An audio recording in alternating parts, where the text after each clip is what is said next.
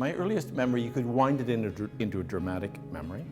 The Curtain Club was doing the play, The Remarkable Mr. Pennypacker, and I had two small things I had to do.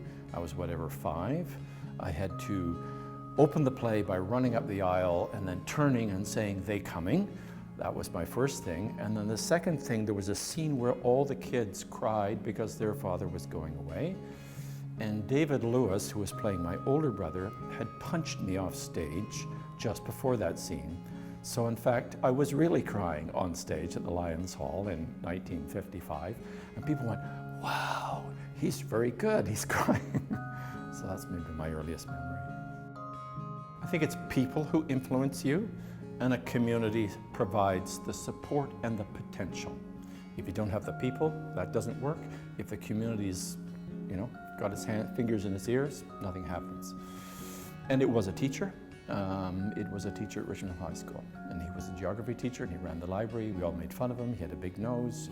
He was called the Beak, and he was a true eccentric, but he's a guy who actually sparked. His name was N. Roy Clifton, and he actually reached into and recognized the individuality in students as opposed to the mass, and thought there's an interesting thing in there, and invested in that.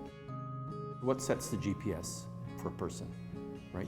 What sets the GPS to start a business, be an actor, do this, do that, be a politician, work in film and television? What sets the GPS? And many of us in the arts, we didn't have a choice. Acting, what an irresponsible profession. I mean, the unemployment rate's like 92%, isn't it? So why ever go into it?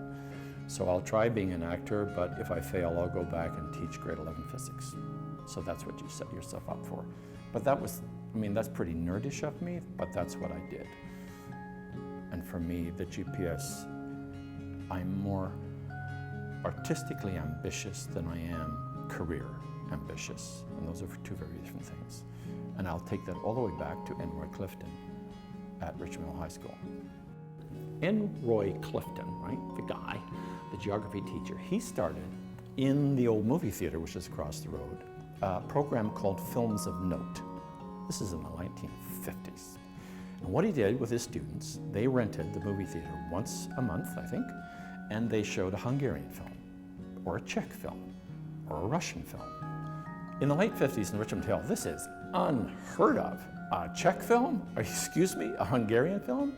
But again, he was swimming against the tide.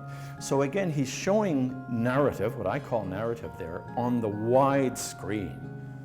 Filmmakers, artists from around the world in Richmond Hill, which was a bit like this in those times.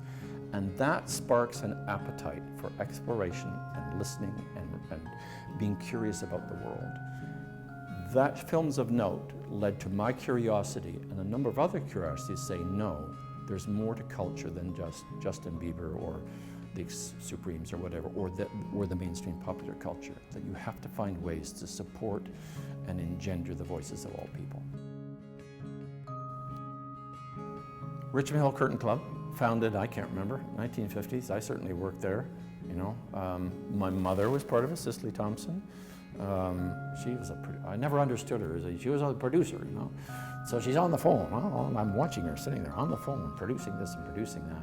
Well, guess what? I'm producing The World Remembers now, so there you go. I started a project called The World Remembers. It is the centenary of a war that killed 26 million people. And it seems to me in the centenary you had to do something different. And it seems to me in the centenary, Canadians have to express commemoration of conflict in a different way. Every year we have respectively honored them as a collective, them. Every year we've stood at war memorials, respectfully, and that's great. But what we have never done is remember them name by name. What we have never done is identify them individually. So we think the memory must be specifically to your great-great-great-uncle, your great-great-great-grandfather. So that specificness, so we name them. Name all the Canadians, all the French, all the Germans, all the British, all the Australians, all the New Zealanders, all the Slovenians, all the Chinese. Name them individually, and then time the names so that the family from Slovenia or Richmond Hill can go to the website, search their family name and say, yes, this name will appear. October the 28th, 2016, at 4 p.m. So in other words, you say to that family, now we remember your family.